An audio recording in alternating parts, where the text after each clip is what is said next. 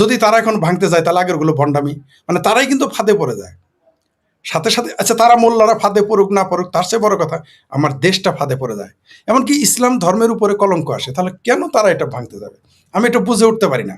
Totally বিষয়টা রাজনৈতিক propaganda, totally বিষয়টা রাজনৈতিক ফায়দা হাসিল করার জন্য, সাম্প্রদায়িক সম্প্রীতি নষ্ট করার জন্য পরিকল্পিতভাবে এটা করতেছে। আমি যেটুকু আমি বুঝি, তারা দেশের টাকা আনুক বিদেশের টাকা আনুক নিজের টাকা দিয়ে করুক, হিন্দুদের কি টাকার অভাব বাংলাদেশে? অনেক বড় বড় ব্যবসায়ী তারা আছে, তারা অনেক বড় বড় ব্যবসায়ী, বড় বড় চাকরিতে তারা আছে, সরকারি চাকরিতেও তারা আছে, তারা এমনকি তারা বিদেশি ফান্ড আনুক, সমস্যা কি? আমাদের বাংলাদেশে কি মসজিদ বিদেশি টাকায় হয় না? আমাদের বাংলাদেশে কি আমাদের বাংলাদেশে কি মাদ্রাসা বিদেশি টাকায় হয় না? সবই তো বিদেশি টাকা। বাংলাদেশে আপনি বলেন রাশেদ ভাই, আপনি তো দেখেছেন, আমিও দেখেছি, আপনার আমার গ্রামে সকালে জমি কেউ দেয়, বিকেলে ইট দেয়, পরের দিন সকালে বিল্ডিং ওঠে, তারপরে পাঁচতলা হয়। এগুলো কি মনে করেন শুধু আপনার আমার টাকায় হয়েছে? না, সেখানে বিদেশি টাকা আসছে। তো বিদেশি টাকা আসলে কি সমস্যা? বাংলাদেশে কোন জায়গায় লেখা আছে যে বিদেশি টাকা ধর্মীয় কাজে ব্যবহার করা যাবে না? তাহলে প্রথমে মাদ্রাসা বন্ধ করে দিতে হবে, তাহলে তো আমাদের শিক্ষা প্রতিষ্ঠানে বন্ধ করে দিতে হবে, কারণ আমাদের পাঠ্য বইটা অস্ট্রেলিয়া টাকা দেয়, খ্রিস্টানেরা দেয়। তাহলে এই বিষয়গুলো কেন এরা বুঝতে পারতেছে না আমি বুঝে উঠতে পারি না। এই যে ইউটিউবে আমরা কথা বলতেছি এটি ইহুদিদের, আমরা যে ইমেল জিমেল ব্যবহার করি ইহুদিদের, এই যে আপনার আমার পোশাক এগুলো কারখানা খ্রিস্টানদের। আরে ভাই, আমাদের যে জ্বালানি আসতেছে, জ্বালানিটা ভারত থেকে রিফাইন্ড হয়ে আসতেছে। তো এখন যদি আমাদের এমনকি যে আজকেও দেখলাম আমার ভাবির ছেলেরা ভারত থেকে লাউ চুরি করে আনলো, কুমড়ো চুরি করে আনলো, দেখাইতেছে, আপনি দেখেছেন, সবাই দেখেছে। তাহলে ভাই, আর বাংলাদেশের হিন্দুরা তো বাংলাদেশের নাগরিক, আপনি আপনি কেন তাদের সাথে খারাপ ব্যবহার করেন, বা আমি কেন তার সাথে খারাপ ব্যবহার করবো? এই সবে ধন নীলমণি 4-5% আছে, এদের যদি আমরা রেখে দেই সারা পৃথিবীর কাছে আমরা গর্ব করতে পারবো যে এই যে দেখো, আমরা বাংলাদেশি মুসলমান, আমরা বাঙালি মুসলমান, আমরা সংখ্যালঘুদের নিরাপত্তা দেই। তা না করে আমরা তাদের তাড়িয়ে দিচ্ছি, পাশাপাশি তাদের ধর্মীয় অধিকার তারা পালন করতে যাচ্ছে সেটাকে আমরা বাধাগ্রস্ত করতেছি, প্রশ্নবিদ্ধ করতেছি। আর যদি এবার কূটনীতিতে আসি, ভারত কিন্তু এটা নিয়ে গেম খেলবে, এটা কি তারা বুঝে? এই যে তাদের ভগবানের রাম মূর্তি, এই ভগবান রাম শব্দ নিয়ে এমন কিছুই ঘটলো যে মমতা ব্যানার্জির মতো এনার্জি আলা ক্ষমতা থেকে বিদায় হয়ে গেলেন, এমনকি তার দল খার হয়ে গেল চোখের পলকে। আমি ভেবেছিলাম 5 বছর পরে মমতা ব্যানার্জির দল ভেঙে খান খান হয়ে যাবে। অদ্ভুত ব্যাপার, 2 মাস না যেতে দল সহ তার ভেঙে খান খান। তার ভাইপো ছাড়া আর কাউরে আর তার পাশে দেখা যাইতেছে না। সম্ভবত তার ভাইপো কয়েকদিন পরে থাকবে না, মানে মমতা ব্যানার্জি, এমনকি মমতা ব্যানার্জিও তার দলে থাকবে না, শুনলাম কংগ্রেসে চলে যাচ্ছেন। মানে কি যে রামের বিরোধিতা করতে গিয়ে পশ্চিমবঙ্গ হচ্ছে বামপন্থীদের আখড়া, সেকুলারিজমের আখড়া, সে জায়গায় বিজেপি চলে আসছে। তো এই রামের মূর্তি নিয়ে যদি এখন রাজনীতি আমরা রংপুরে করি, রাশেদ ভাই আমি জানি না আপনারা এটা কিভাবে নেবেন। আমার তো ভয় হয় রংপুরটা না আবার চলে যায়, আমাদের হাতছাড়া হয়ে যায়। ওই যে আমাদের রতন সিদ্দিকী স্যার বলেছিলেন না, শুক্রবারটা আমাদের বেহাত হয়ে গেছে, শুধু শুক্র। আর 2024-এর 5ই আগস্টের পরে মার্শাল্লাহ আর 6টা 12 বেহাত হয়ে গেছে। আমার কেন যেন মনে হচ্ছে সনাতনীদের, আমি তো আর হিন্দু বলি না, সনাতনী বলি সঙ্গত কারণে, তো এই সনাতনীদের ভগবান রামের মূর্তির বিরোধিতা করতে গিয়ে শেষে আমাদের রংপুরটা না আমরা হারিয়ে ফেলি। আমি এটা নিয়ে খুবই চিন্তিত। জি, ধন্যবাদ। জি ফরিদ ভাই, আমাকে কি শুনতে পাচ্ছেন আপনারা? আমরা শুনতে পাচ্ছি, আপনাকে দেখতে পাচ্ছি না। আমার ক্যামেরায় কিছু একটা প্রবলেম হচ্ছে যান্ত্রিক, আমি ঠিক বুঝতে পারছি না, আমি ট্রাই করতেছি। তো আমি অডিওতেই আপাতত চালাই, আমি দেখি ক্যামেরাটা ঠিক করা যায় কিনা। রাশেদ হায়দার ভাইয়ের কাছে আসি ঠিক এই প্রসঙ্গে। যে শুরুতেই সংগঠনগুলোর কথা বললাম, এর মধ্যে তারা আবার সাধারণ মানুষকেও তাদের সাথে সম্পৃক্ত করে একটা আন্দোলন করার চেষ্টা করছে। এর মধ্যে আমাদের এক দর্শক কমেন্ট করেছেন 71 টিভি রেফারেন্স দিয়ে, সেখানে নাকি ওই রাম মন্দির নির্মাণের কাজটা নাকি স্থগিত করা হয়েছে। এটা আমি এখনো নিশ্চিত হতে পারিনি। যাই হোক, মূলত যে কথাটা বলতাম সেটা হচ্ছে এই যে অন্য ধর্মের তারা কে কি স্থাপনা তৈরি করবে, কি মন্দির করবে না মূর্তি গড়বে না অন্য কি করবে সেটা তাদের ব্যাপার। তা সেটাকে অন্য সম্প্রদায় কেন বাধাগ্রস্ত করবে, তাদের আপত্তি বা সেখানে থাকবে কেন? রাশেদ হায়দার। ধন্যবাদ মাসুদ ভাই আপনাকে, এবং শেখ ফরিদ ভাই আপনাকেও ধন্যবাদ, এবং দর্শক শ্রোতা আপনাদেরকেও ধন্যবাদ। আসলে আমরা মনে যেন সামাজিকভাবে আমরা যে একটা সেকুলার রাষ্ট্র বা সহনশীল রাষ্ট্র, হিন্দু, বুদ্ধিস্ট, খ্রিস্টান সকলে, মুসলমান সকলে যে একসাথে থাকার একটা যে চিরাচরিত নিয়ম, মনে হচ্ছে যে এটা থেকে আমরা যোজন যোজন মাইল দূরে চলে গেছি বা যাচ্ছি, এখনো যাচ্ছি। আর ফরিদ ভাই কিছুক্ষণ আগে বললেন যে এটা নিয়ে একটা ইস্যু হবে, পলিটিক্যাল রাজনৈতিক ইস্যু হবে। একটা কমেন্টস আপনি উঠাইছিলেন, সেখানে আমি দেখলাম একজন লিখছে যে আমি সকালে উঠে আকাশের দিকে দেখলে এই রামের মূর্তি দেখবো, এটা কেমন লাগে। তা আমার কথা হলো যে ভাইরে, তুই ঘুমানোর সময় যখন এক্স এক্স এক্স এই মুভিগুলা দেখা ঘুমাস, তখন তোর ভাল লাগে না, তখন তোর খারাপ লাগে না, কিন্তু সকালে ওইটা রামের মূর্তি। অবস্থাটা কিরকম হয়েছে জানেন? ওই যে আপনারা যারা নোয়াখালী বা ফেনীতে থাকেন বা ইয়েতে থাকেন, তারাও চিটাঙের রেডিও স্টেশন শুনেন কিনা জানি না। এক সময় যে যশোরের মনিহার সিনেমা হলের একটা অ্যাড দিত, যে মনিহার সিনেমা হল, এটা খুব মনোযোগ দিয়ে সবাই শুনতো। তো আমাদের এই দেশে যখন এই যে 90 সাল পর্যন্ত বিবিসি শোনার জন্য বা সিএনএন রেডিওতে শোনার জন্য আমরা গণহারার লাইন দিতাম দোকানের সামনে, কারণ সব বাসায় রেডিও ছিল না, এত অবস্থা ছিল। এখন কি বাংলাদেশের সব লোকের হাতে কি দূরবীন চলে আসছে, নাকি চলে আসছে যে রাম মন্দির রংপুর হবে, এটা এখানে বসে দেখবে? আমার এটা প্রথম বোধগম্য হয় না। আর হিন্দু যারা আছে তারা আমার দেশেরই, তো হিন্দু, বৌদ্ধ, খ্রিস্টান, মুসলিম, চাকমা, উপজাতি সবাই আমার দেশের। সুতরাং আমরা যেমন 560টা মডেল মসজিদ করে দিয়েছিল আওয়ামী লীগ সরকার, সেখানে কি একটা মন্দির করে দিছে দেখাইতে পারবেন? একটা বুদ্ধিস্ট টেম্পল করে দিছে দেখাইতে পারবেন? না। আমি এক সময় সোনার বাংলা ইন্স্যুরেন্স কোম্পানি নামে একটা ইন্স্যুরেন্স কোম্পানি চাকরি করতাম। ওখানে বড়ুয়া নামে এক ভদ্রলোক ছিল, উনি আন্ডার রাইটার অফিসার ছিল। একদিন সকালে বলতে কয়, রাশেদ ভাই, কয় দেখছেন আফগানিস্তানে কি হইতেছে? আমি যে কি হইতেছে? বলে যে স্যার দেখেন, এত বড় বড় বৌদ্ধ মূর্তি সব ভাঙিয়া ফেলাইতেছে। তখন এটা মুসলমান রাষ্ট্র ঘোষণা দিয়েছে, ভাঙতেছে। কয় স্যার আপনি একটা জিনিস চিন্তা করেন, এই মূর্তি যখন গায়ের উপর পড়া শুরু করবে আর এই যে হাতে গুলো যখন পড়বে, তখনই আফগানিস্তান বাঁচবে। কি পাগলের মতো কথা কয় একটু দেখা থাকেন। 4 দিন পরে দেখি যে আমেরিকা শুরু করছে কার্পেট বোম্বিং। ও কয় দেখছেন নি স্যার বৌদ্ধ মূর্তির হাত কেমনে পড়ে? এত করার পরে এই বৌদ্ধ মূর্তিগুলো দেখার জন্য এখনো সারা পৃথিবী থেকে লোক যায়, ছবি তোলে, ট্যুরিজম হচ্ছে, ব্যবসা হচ্ছে, দেশের লাভ। আফগানিস্তানে কিন্তু ট্যুরিজম কিন্তু বৌদ্ধ মূর্তির কারণে। তো হয়তো এই একটা রাম মন্দির দেখার জন্য আমার দেশে হয়তো 5 লক্ষ লোক বছরে আসবে, ক্ষতি টাকার। এই এক মুসলমান দেশে এই এক রাম মূর্তি। আইফেল টাওয়ার যখন করে, আমি যেই দেশে আছি, আইফেল টাওয়ার যখন করে, একতলা হওয়ার পরে সারা ফরাসিরা আন্দোলন শুরু করছে, এইটা করলে পরিবেশ দেখা যাবে না। এরপরে সরকার বুঝাই টুজাই 2 তালা করলো। পরে তো এখন পূর্ণটা পরিবর্তন হলো, 10 লক্ষ লোক প্রতি বছর ঢুকে আইফেল টাওয়ার দেখতে। 8 টাকা ছিল আইফেল টাওয়ার উঠার। আমি রাশেদ হায়দার ভাই, একটু 1 মিনিট, একটা কমেন্ট একজন বলছে, একটু নেতিবাচক কমেন্ট হলেও আমি একটু পড়ি। ওনার প্রশ্ন হচ্ছে, মূর্তি বানাতে পারে, তাদের সেটা আইনগত অধিকার আছে, ঠিক আছে, কিন্তু এত বড় মূর্তি বানাতে হবে কেন? কার সাথে কিসের জন্য এত বড় মূর্তি করা হচ্ছে? মূর্তি আকাশে ঠেকাতে হবে কি জন্য? উনি এই মন্তব্যটা করেছেন। এখন কি প্রবলেম, ওনার প্রবলেমটা কি?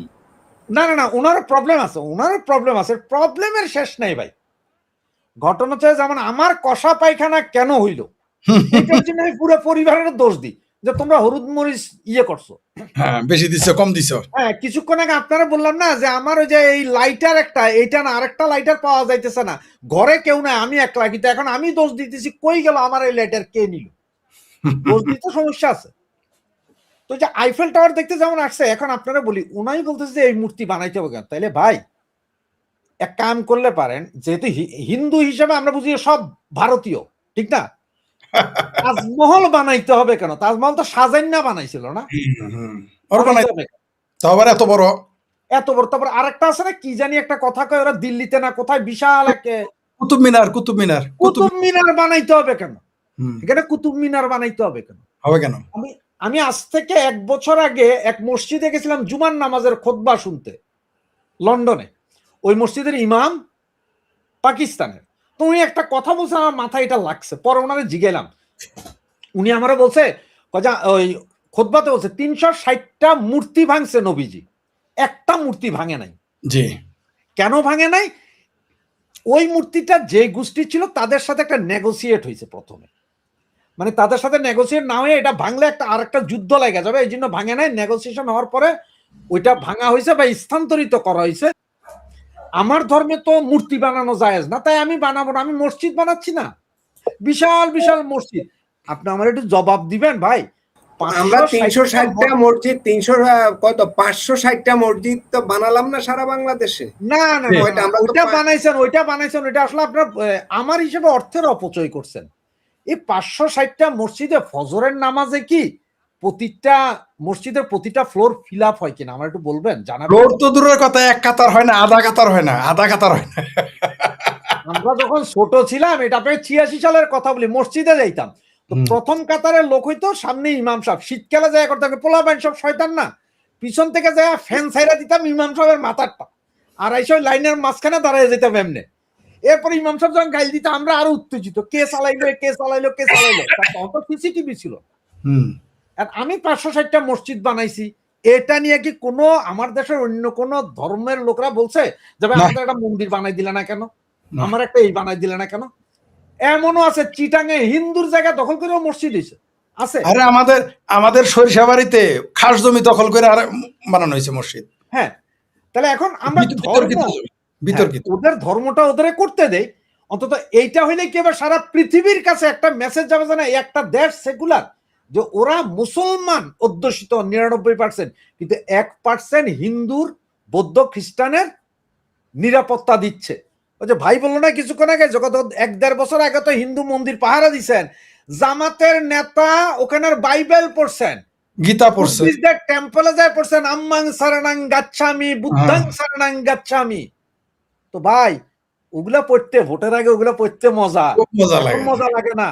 ঘটনা হয়েছে কি জানেন, আমাদের অভ্যাসটা এমন যে আমি গরুর মাংস খাবো, ছাগলের মাংস খাবো, মুরগির মাংস খামু, কিন্তু শুয়োরের মাংস খামু না।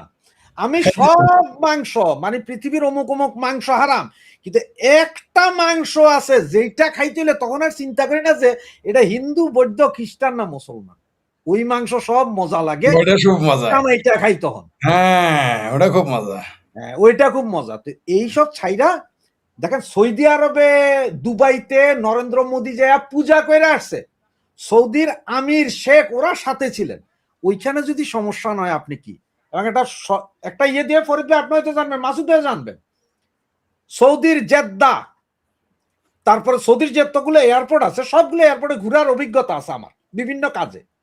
ইমিগ্রেশনের সব ইন্ডিয়ান, তো ওদের দেখি যে সব হিন্দু, সব যে লাল পট্টি বান্ধা, দোকান যা আছে সমস্ত দোকানগুলোতে, এয়ারপোর্টের ভেতর দোকানগুলোতে সব হচ্ছে যে আপনার ফিলিপিনো। ফিলিপিনো তোরা কি মুসলমান? কথা না, খ্রিস্টান, সব লিভিং টুগেদার করে সৌদির মতন দেশে। কই হেরা তো এইটাতে আনে নাই যে এখানে মুসলমান ছাড়া হবে না, কারণ আপনাদের আমার নেয় না কেন জানেন? জানেন না আমরা চোর, পাক্কা চোর, এই জন্য নেয় না। আমি জেদ্দা এয়ারপোর্টে 6 দিনের একটা ট্রেনিং দিতে গেছি আমি ফ্রান্স থেকে, সেইখানে জিজ্ঞাসা করা হয়েছে যে আমার ন্যাশনালিটির, আমার অরিজিনাল কি পাকিস্তান কিনা, গোপন নথি পাকিস্তানি কিনা, বলছে না এ বাংলাদেশ অরিজিনাল। তারপরে পাঠানো হয়েছে। এইখানে ইউরোপও নেয় না, পাকিস্তানিদের ইমিগ্রেশনে নেয় না, কারণ ওরা চোর জানে। সৌদির মতন জায়গায় যেখানে ইন্ডিয়ানরা, হিন্দুরা কাজ করতেছে, ওদের মেধা আছে, ঠান্ডা মাথায় কাজ করে, মেধা আছে। আমিও গাইল দিই, কিন্তু ওদের ভাই মেধা আছে। তো এখন আপনি যখন এই মন্দির বানাতে, এই যে আজকে মাসুদ ভাই যেটা বললেন যে 71 টিভি বন্ধ করছে, কিচ্ছু হবে না, বন্ধ করেন না, ভাইঙ্গা দেন, চুইরা দেন, কি হবে? কালকের পর থেকে ইন্টারন্যাশনাল খবর হবে যে কি হবে, একেবারে হাটে হাড়ি ভাঙা হবে, এটা ইন্টারন্যাশনালি খবর হবে, এবং লাভ আপনার আমার হবে না, লাভ হবে তাদের। এক্স্যাক্টলি, আরো ডুগডুগি বাজাইবো।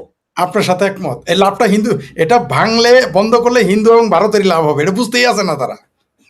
এক হিন্দু মহিলা, আপনাকে এটা কত সাল আমি ভুলে গেছি, এক হিন্দু মহিলা ডোনাল্ড ট্রাম্পের সাথে যে দেখা করছিল, মনে আছে? হ্যাঁ, প্রিয়া সাহা ইন্টারন্যাশনালি তখন করা হইলো কি ভাই, বাংলাদেশের মুসলমানেরা দেখলেই এগুলারে মানে মনে হয় যেন ইমিগ্রেশনে গুলি করবে এই অবস্থা। নির্দেশ দেওয়া হয়েছিল বাঙালি পাইলে প্রতিদিন অন্তত 15 জন ডিপুট করতে হবে, এবারে কোটিপতিও। লাভটা কার হয়েছে রে ভাই? ভাঙেন ভাই, আমি ভাই 10,000 টাকা পাঠামো, রাম মূর্তি এটা ভাঙ্গা দেন, আপনারা ভাঙ্গা দেন। আমিও চাই আমার দেশ যে মৌলবাদীর পাল্লায় পড়ছে এটা প্রমাণ হয়ে যাক। হুজুর আপনার করে 10,000 টাকা পাঠামো, 10,000 টাকায় না হলে আরো 2 লাখ টাকা পাঠাবো, 2,10,000 দিমু, কিন্তু না, এটা হতে পারবে না। আমি আবার গড়ার জন্য পাঠাবো, আমি এই জন্য পাঠাবো। আপনি শুরুতে বলেছেন, আমি ইন্টারাপ্ট করলাম, সরি, আপনি শুরুতে বলেছেন ওইখানে যদি রাম মূর্তিটা হয় 5 লক্ষ ভারতীয় আমার দেশে আসবে, আমি 1 লক্ষ টাকা পাঠামু ওটা করার জন্য, আমার দেশের স্বার্থে, আমার দেশের অর্থনীতির জন্য এবং সাম্প্রদায়িক সম্প্রীতির জন্য। না, আমার দেশের এখন অর্থনীতি ফরিদ ভাই কিভাবে, এদের মতো মোটা মাথার লোক এরা অর্থনীতির কি বুঝে বলেন না। রাইট, এক রাম মন্দির দেখার জন্য শুধু ভারত আসবে না ভাই, সারা নেপাল, পৃথিবী, শ্রীলঙ্কা, ভুটান, ভুটান, ভুটান, এই যে ইউরোপের বিভিন্ন রাস্তায় আমরা দেখি ওরা কি একটা জানি গায়ে। রাশেদ হায়দার ভাই, জি ভাই, রাশেদ হায়দার ভাই শেষ করবেন? জি শেষ করবেন। হ্যাঁ, মানে এরা আসে তো এই ট্যুরিজমটা তো হবে। আমার চিন্তা করে না যে এই ট্যুরিজমের জন্য আমি করতে দিই না, সমস্যাটা কোথায়? আমার দেশের ইনকাম তো এটা বৈধ ইনকাম, হালাল ইনকাম, এটা করি। ধন্যবাদ মাসুদ ভাই। জি, ধন্যবাদ আপনাকেও। আমি ফরিদ ভাইয়ের কাছে আসি। ফরিদ ভাই, রাশেদ হায়দার ভাই একটা কথা বলছিলেন, সেটা হচ্ছে এটা বন্ধ হলে বা এটা ভেঙে দিলে আন্তর্জাতিকভাবে কি প্রতিক্রিয়া হবে। আমি এই যে কদিন আগে পশ্চিমবঙ্গে নির্বাচন হলো, আমরা অনেকেই এই বিষয়ে আপনারাই আলোচনা করেছেন যে বাংলাদেশের প্রেক্ষাপটের উপর ভিত্তি করেই পশ্চিমবঙ্গে বিজেপি ক্ষমতায় চলে আসছে। সেখানে হিন্দুদেরকে ঐক্যবদ্ধ করা হয়েছে।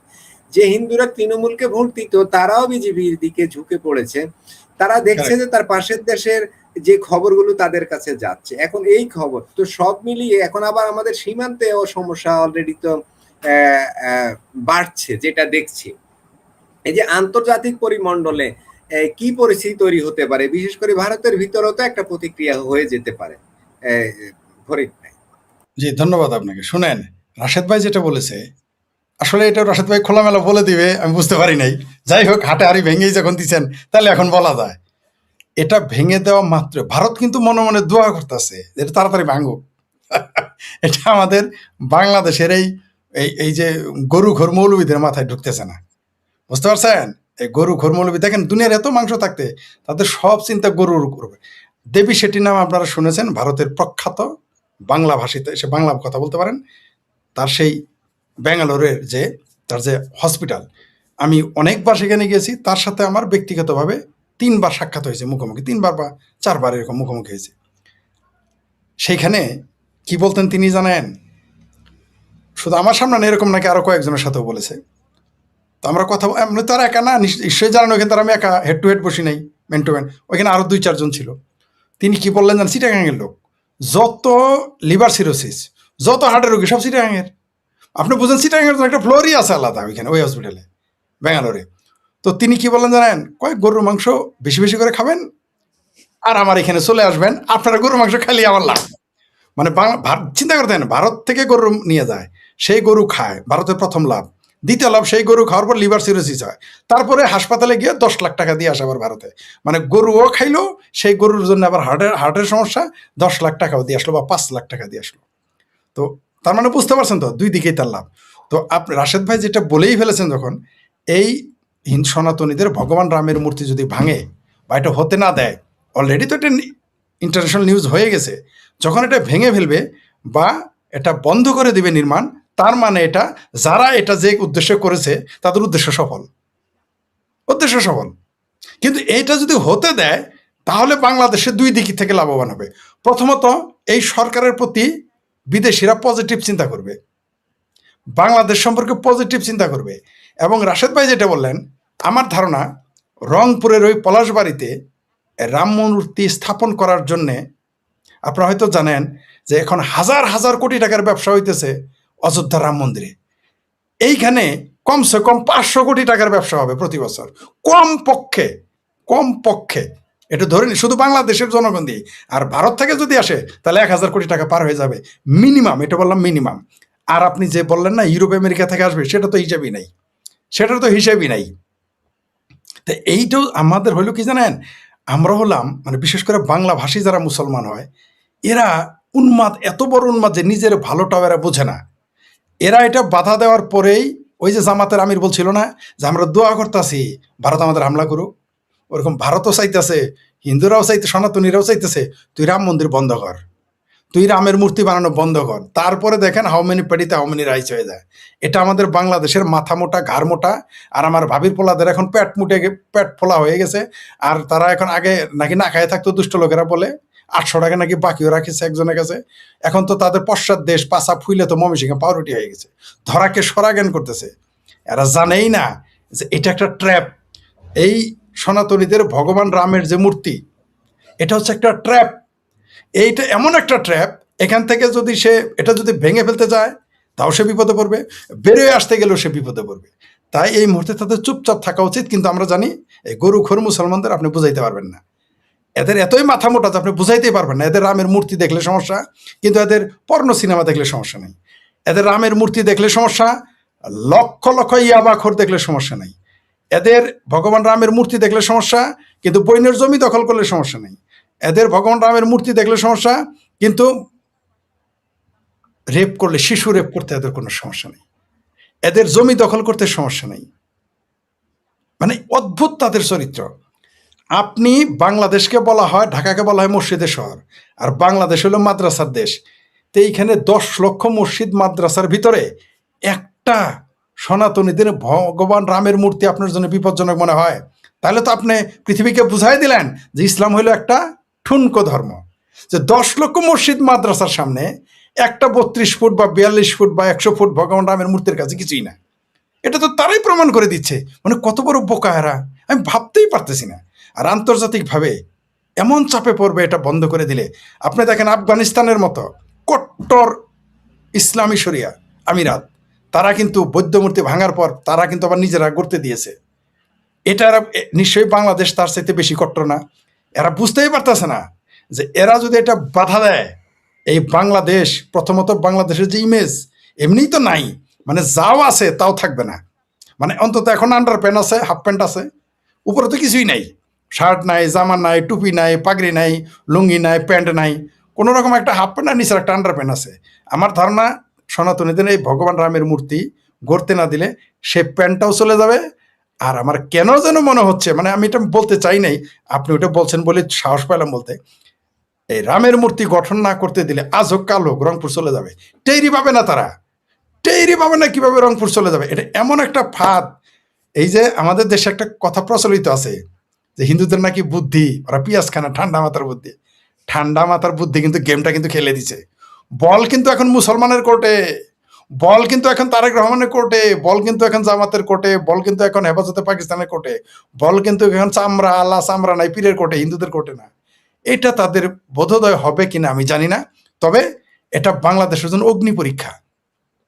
যদি এটা হতে না দেয় তাহলে চতুর্মুখী বিপদে পড়বে। হতে দিলে বরং লাভ হবে। তাই আমি মনে করি বাংলাদেশ সরকারের উচিত শুধু ভগবান রামের মূর্তি না সনাতনীদের, বরং সরকার বলুক তোরা ভাই কালী দেবী আর একটা বানা, উত্তর রংপুরে বানাইছস, রাজশাহীতে গিয়ে একটা কালী দেবীর মূর্তি বানা, জামালপুরে গিয়ে একটা জগন্নাথের মূর্তি বানা, বরিশালে গিয়ে ভাই তুই একটা দুর্গার মূর্তি বানা। এটাই যদি বরং ঘোষণা করে, বরং সরকার, কে যেন বললো যে জমিকার জায়গাকার, আচ্ছা 560টা মন্দির মডেল মসজিদ আপনি বানাইতে পারলে হিন্দুরা কি দাবি করতে পারে না? বিএনপির এক নেতা তো বলেছেই তিনি মডেল মন্দির বানিয়ে দিবেন, বিএনপির নেতা তো বলেছে। এখন মানে এখন যদি বলি কইলে মায়ের খায়, না কইলে বাপে এটা খায়, 10 হয়েছে। তুমি মন্দিরে মূর্তি পাহারা দিতে পারলা, মন্দির পাহারা দিতে পারলা, হাই রে ভণ্ড। তার মানে তুমি যে ওটা ভণ্ডামি করছো এখন পরিষ্কার। কি সমস্যা এইখানে সনাতনীদের দৃষ্টিতে এইখানে তাদের মা ভবানী বা দুর্গার একটি শরীরের অংশ, বা সীতার একটি শরীরের অংশ, তাদের ভাষায়, তাদের মিথে, মাইথোলজিতে যে শরীরের একটা অংশ বাংলাদেশে আছে। আরে ভাই এইখানে যেটা আপনি বললেন, এইখানে আমরা যদি এগুলো ট্যুরিজম করি শুধু হিন্দুদের কাছে, আমাদের প্রতি বছরে 1 লক্ষ কোটি টাকা চলে যায় ভারতে ট্যুরিজমের কারণে, সম্ভবত 1.5 লক্ষ টাকা, মানে চিকিৎসার, মানে মেডিকেল এবং ট্যুরিজমের কারণে, সাধারণ ট্যুরিজম 1.5 লক্ষ কোটি টাকা চলে যায়। আমি নিশ্চিত এই বাংলাদেশে যদি আমরা ভারতে, পশ্চিমবঙ্গের প্রত্যেকটা হিন্দুর পরিবার বাংলাদেশে আসবে ঘুরতে এগুলো করলে, মানে আমাদের বাজেটের টাকা আমরা এখান থেকে অর্ধেক আয় করতে পারি। এগুলো তাদের মাথাতেই না। আপনি ইন্দোনেশিয়া করতেছেন, আপনি তো অবশ্যই ইন্দোনেশিয়া গেছেন মনে হয়। এখানে ইন্দোনেশিয়া দেখেন বালিতে তারা কি করে, জাকার্তায় গিজ গিজ করে হলো এই মাদ্রাসা, কিন্তু রেভিনিউ আসে কই থেকে? জাভা থেকে, ঠিক আছে, যেখানে মন্দির, যেখানে মূর্তি, তাদের সেখান থেকে টাকা আসে, ওই টাকা দিয়ে মসজিদ মাদ্রাসা বানায়।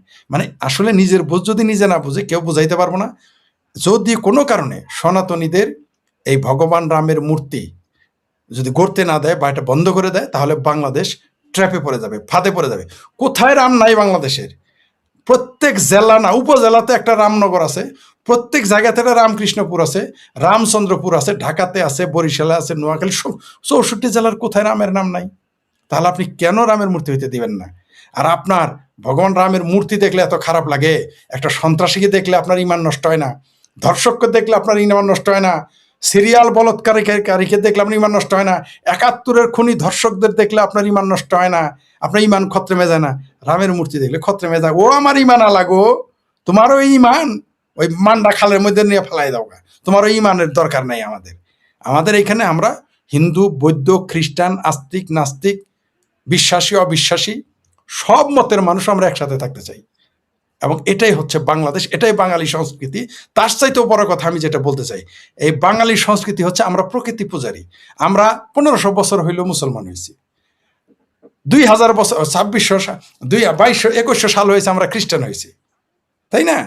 কিন্তু আমরা 4000 সাল হয়েছে আমরা হিন্দু হয়েছি, সনাতনী হয়েছে এই অঞ্চলে।